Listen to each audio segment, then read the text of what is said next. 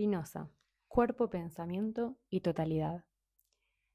Baruch Spinoza nace en Ámsterdam en 1632, en el seno de una comunidad judía sefardí, es decir, descendiente de los judíos que habían vivido durante siglos en la península ibérica y que fueron expulsados de España en 1492 y de Portugal pocos años después, o bien forzados a convertirse al cristianismo. Muchas de esas familias conservaron en secreto prácticas, lenguas y tradiciones judías y más tarde encontraron en Holanda un espacio relativamente más seguro para reorganizar su vida religiosa y cultural. Esa tolerancia holandesa, sin embargo, tenía límites precisos. El Estado aceptaba la presencia de distintas confesiones siempre que cada comunidad se gobernara a sí misma, mantuviera el orden interno y no generara conflictos públicos. Por eso, las comunidades religiosas funcionaban como espacios fuertemente cohesionados, con normas claras sobre qué podía pensarse, decirse y enseñarse puertas adentro. Preservar la identidad, evitar el escándalo y sostener la continuidad del grupo era una prioridad absoluta, especialmente después de siglos de persecución. En ese contexto, la disciplina interna no era solo una cuestión religiosa, sino también una estrategia de supervivencia. Cuestionar abiertamente los dogmas, interpretar los textos sagrados desde una perspectiva racional o poner en duda la imagen tradicional de Dios podía ser vivido como una amenaza a la estabilidad de toda la comunidad. Es en ese clima donde comienza a formarse el pensamiento de Spinoza y donde su modo de leer, pensar y preguntar empezará a resultar inquietante. El siglo XVII es un tiempo de transición profunda. El mundo medieval comienza a resquebrajarse. La autoridad religiosa ya no logra organizar por completo la experiencia humana, y la razón empieza a ocupar un lugar central como criterio de verdad. Spinoza vive exactamente en ese umbral histórico. Conoce en profundidad la tradición bíblica, se forma en el pensamiento moderno, especialmente en Descartes, y al mismo tiempo comienza a leer los textos sagrados de un modo inusual para su época, de manera racional, histórica y no dogmática. La Biblia deja de ser para él una palabra dictada directamente por Dios y pasa a ser un texto escrito por seres humanos, situado en un contexto histórico determinado. Ese desplazamiento resulta profundamente inquietante. Las ideas que Spinoza empieza a tener cuestionan pilares fundamentales de la comunidad judía de Ámsterdam. Pone en duda la inmortalidad del alma tal como era enseñada. Rechaza la noción de un Dios personal que premia y castiga. Y propone una identificación radical entre Dios y la naturaleza. Además, defiende la libertad de pensamiento y la posibilidad de interpretar las escrituras sin someterse a una autoridad religiosa. En una comunidad que había sobrevivido siglos de persecución gracias a la cohesión interna y al respeto estricto de sus normas, estas ideas eran percibidas como una amenaza grave. En 1656, cuando Spinoza tiene apenas 24 años, la comunidad decide excomulgarlo. El decreto, conocido como Jerem, es uno de los más duros que se conservan. En él se declara que Spinoza es expulsado con el juicio de los ángeles y el veredicto de los santos, y se lo somete a una serie de maldiciones solemnes. El texto afirma: maldito sea de día y maldito sea de noche, maldito sea cuando se acueste y maldito sea cuando se levante. Se prohíbe expresamente todo contacto con él. Nadie debe hablarle, ni escribirle, ni mostrarle favor alguno, ni permanecer bajo el mismo techo que él. También se ordena no leer ni difundir sus escritos.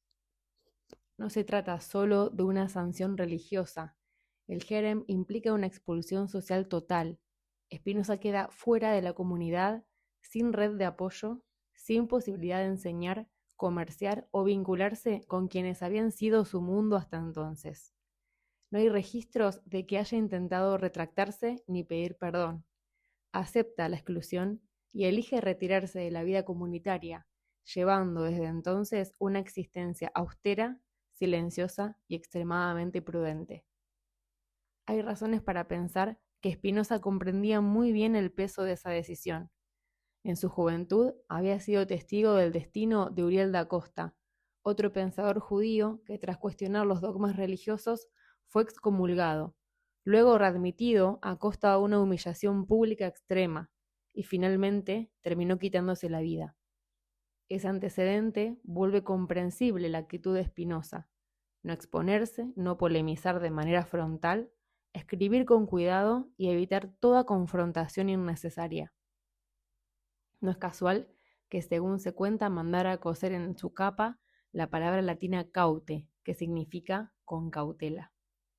No como señal y como ética del pensamiento prudente, avanzar sin estridencias, decir lo necesario y sostener las ideas con firmeza, pero sin buscar el choque directo con un mundo que podía volverse hostil. Lejos de abandonar el pensamiento, la excomunión marca el comienzo de su obra más radical. Desde ese margen, Spinoza desarrollará una filosofía que busca comprender la realidad sin apoyarse en el miedo, la obediencia o la amenaza del castigo divino, y que intentará pensar a Dios, al ser humano y a la naturaleza como partes de una misma totalidad. Spinoza vive de pulir lentes, un oficio humilde ligado a la óptica. Hay algo profundamente simbólico en ese gesto. Mientras trabaja afinando instrumentos para ver mejor, desarrolla una filosofía destinada a cambiar la manera de comprender la realidad. Rechaza cargos universitarios, elige no depender de instituciones y publica muy poco en vida. Su obra mayor, La Ética, se conocerá recién después de su muerte. En el centro de su pensamiento aparece una idea radical, y es que la realidad es una sola. No existen dos mundos separados, ni un plano verdadero y otro inferior, ni un alma prisionera de un cuerpo. Todo lo que existe forma parte de una única sustancia infinita. A esa totalidad Spinoza la llama Dios o naturaleza.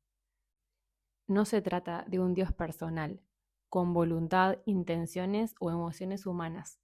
Se trata del ser mismo, de la totalidad de lo real. Cuando Spinoza describe Dios, también puede leerse naturaleza, o incluso puede leerse como el ser. Todo lo que existe es una expresión de esa sustancia infinita. Los seres humanos no estamos fuera de ella ni frente a ella. Somos modos, formas infinitas en las que esa totalidad se expresa. Esta concepción rompe con la idea de trascendencia. Dios no está en un más allá separado del mundo. No hay un cielo distinto de la tierra ni un orden superior que gobierne desde afuera. Todo ocurre dentro de la misma trama de lo real. Esta afirmación tiene consecuencias profundas. Si no hay un otro mundo que prometa premios o castigos, la ética deja de fundarse en la obediencia y pasa a fundarse en la comprensión. En este punto, Spinoza se distancia de Descartes. Allí donde Descartes separa mente y cuerpo como dos sustancias distintas, Spinoza propone una unidad. Pensamiento y extensión no son dos cosas que deban conectarse, sino dos maneras de expresar una misma realidad. El cuerpo y la mente dicen lo mismo en lenguajes diferentes. No hay jerarquía entre uno y otro, y no hay superioridad del alma sobre el cuerpo. Esta unidad permite pensar los afectos de otro modo. Las emociones no son fallas morales ni pecados. Son modos en que nuestra potencia de existir aumenta o disminuye. La alegría aparece cuando esa potencia crece. La tristeza cuando se reduce.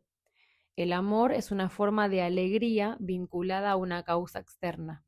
Spinoza no propone combatir las pasiones, sino comprenderlas. La ética está escrita como un tratado geométrico, con definiciones y demostraciones. No es un libro de consejos ni de mandatos.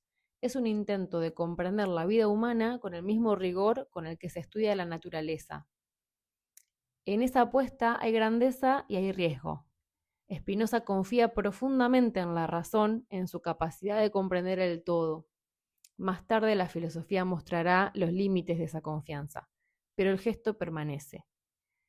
Spinoza muere joven, a los 44 años. Su pensamiento durante siglos será leído con sospecha. espinosista funcionará como sinónimo de ateo, de peligro, de herejía. Recién mucho después será recuperado como una de las figuras centrales de la filosofía moderna. Hoy su pregunta sigue abierta. ¿Qué somos? ¿Cómo estamos hechos? ¿De qué manera cuerpo y pensamiento se entrelazan? ¿Y qué significa vivir comprendiendo que formamos parte de una misma totalidad?